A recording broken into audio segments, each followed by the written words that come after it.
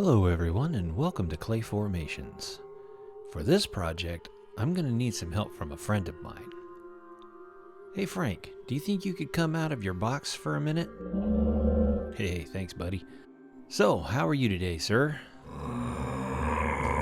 Oh yeah, a bit grumpy I see. Well, today I need a model for this sculpture and your marvelous face is just what we need. What do you think? Okay, I'll take that as a yes. All right, how about we start with a smile? Well, that's kind of half a smile. Well, what if I told you that you are a more popular monster than Dracula? Hey, there we go. That's a good smile. That will work. Hold that pose right there, Frank. That's going to help out a lot. Appreciate it. Okay, while I do the normal setup for this sculpture, I want to tell you a little bit about what's been going on. I have been incredibly busy with work and the holidays and traveling, and I've still got to travel one more place in a few days. So I've been trying my best to do the sculptures and have my YouTube videos up on a regular basis, and I'm telling you, it's been really hard to do that. In fact, the sculpture that I had planned for this month, I wasn't able to finish because I was having to do so many other things. I had to come up with something really quick that I could share with you guys, and I've always wanted to do a tiki effigy of what Frankenstein would look like if he was worshipped in the tropical islands. So here we are, making Frankenstein into a tiki statue. And I really had a lot of fun doing this. It actually came together really well, and I really liked how it turned out. So hopefully you'll stick with me and watch the whole video and see how he looks at the end. I believe what I'm going to do next month, which is March. It's getting so crazy I don't even know what month I'm in.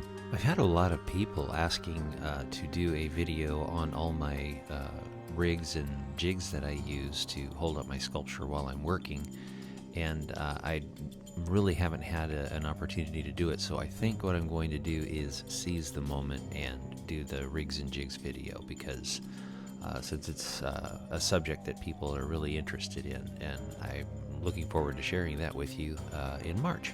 So back to the sculpture. What I've done now is I've got the armature covered in clay, and now I'm going to begin to block out all of his features, his eyes, his chin, and his nose.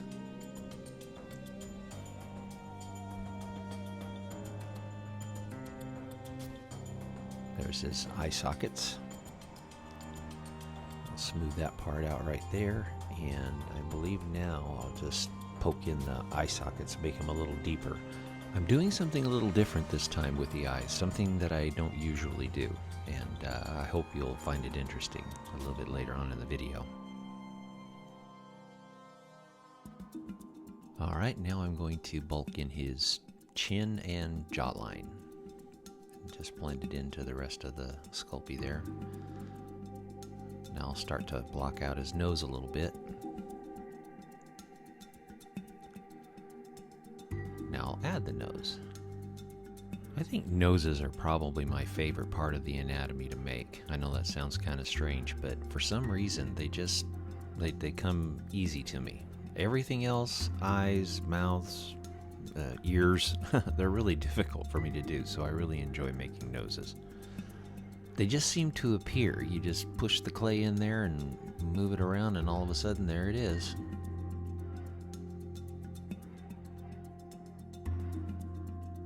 Nose was a little too thick, so I gotta scrape some off.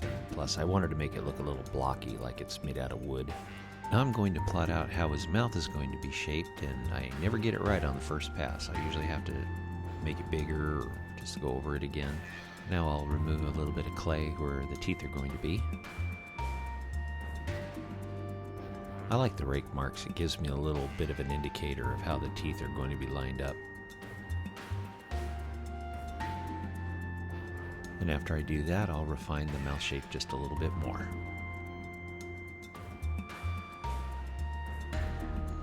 It's a little thin on the smile line, so I'll add a little bit more on the ends.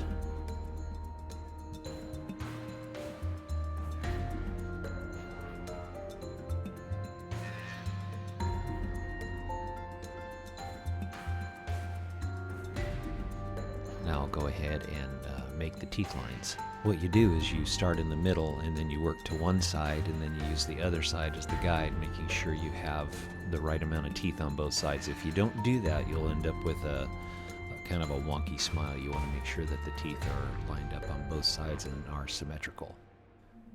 Well, it's starting to block out pretty good. All the shapes are symmetrical and everything. It's looking pretty good. What do you think, Frank? What do you mean it makes you look funny? Check it out. It really looks good. It looks almost exactly like you. Okay. Everybody's an art critic. Okay, well, I'll tell you what. Hang around a little bit longer, and I guarantee you it'll look better at the end. All right. Get out of the way. I can't see what I'm doing. Boy, Frank is such a diva. Okay, here's what I'm going to do with the eyes. I'm not going to use ball bearings. I'm not going to use acrylic or pre-baked Sculpey. I'm going to do the eyes freehand and put them in unbaked. Something I don't do very often. We'll see how it turns out. Hopefully it'll be okay. Now we'll add his eyelids and blend it into the rest of the sculpture. The reason why I like using the eyes either pre-baked or acrylic is because I don't have to worry about damaging the eyes. That's always a risk factor when they're not baked. Now I'll start refining the teeth a little bit. It's difficult to determine which parts to detail first, because if you detail one area and then you start working another area, what happens is you can use your thumb to brace yourself, and then all of a sudden you got a big thumbprint on where all your details were. So I figured what I'd do is I would start with his hair and work from the top down, detailing from his hair down to his chin, and it seemed to work pretty good. Always keep that in mind, because it's really disappointing when you work on something for a long time and then you start working on another part of the sculpture and you find out that you've got a big thumb or fingerprint in this beautiful detail that you worked on for so long. The reason why I know this is because I've done that myself several times, and I always kick myself when I do it.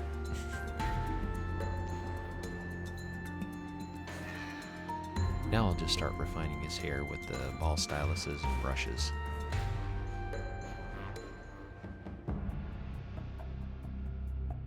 Now I'll use the loop tool to get the finer hair details.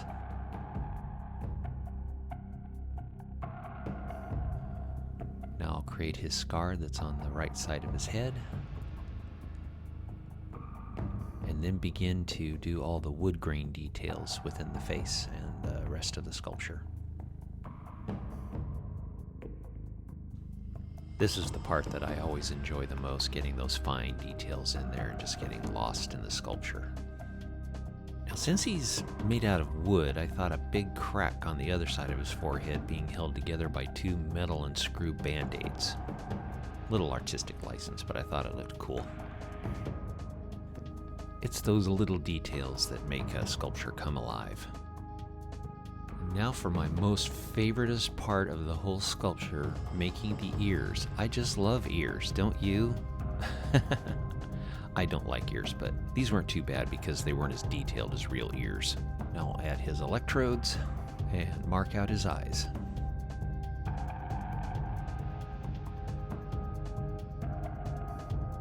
Now he's ready to go to the oven and bake. Now let's make him look like wood. We start out with a deep dark brown, covering in all the nooks and crannies, and then we'll go over it with a lighter paint, and then after that a lighter paint, and it usually ends up looking like wood. At least that's what we hope.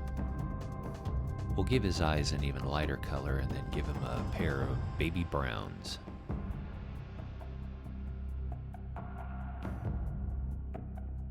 And now we'll paint his hair. I decided to just use the deep dark brown and not do any dry brushing, so it left a contrast between the face and the hair. Now we'll do his little black eye dots, paint his silver screw band-aids, and now we'll start making his base.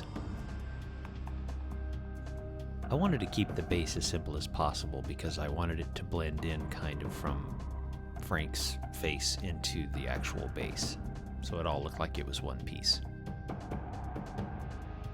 Now to make him a little nameplate that says Franken Tiki.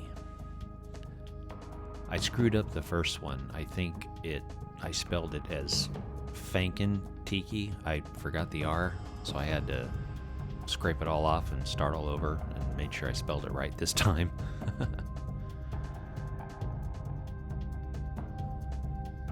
While his plaque is baking, I'll go ahead and start painting the base dark brown and then giving it some white highlights to make it look like wood. Now we'll go ahead and paint his nameplate dark brown, and then we'll do some light dry brushing over it so the letters will stand out. Then we'll glue the nameplate to the base, and then we'll glue Frank to the base. I just decided to paint the bottom part of the base black so we can add some flowers and really make it stand out. And now, without further ado, I would like to introduce to you Mr. Franken Tiki.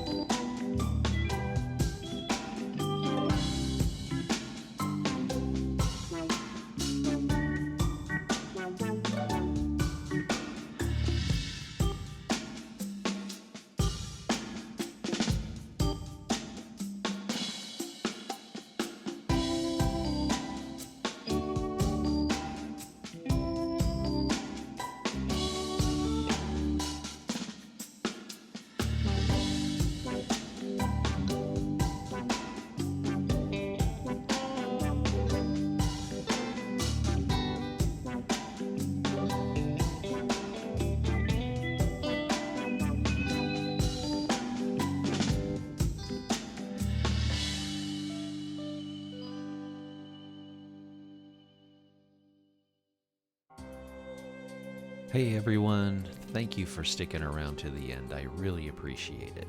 If you enjoyed the video and would like to see more, please consider subscribing. If you think I deserve it, give it a thumbs up. And to all my subscribers, you have my undying appreciation. I can't tell you how much it means to me. Everybody out there, take care, and we'll see you next time.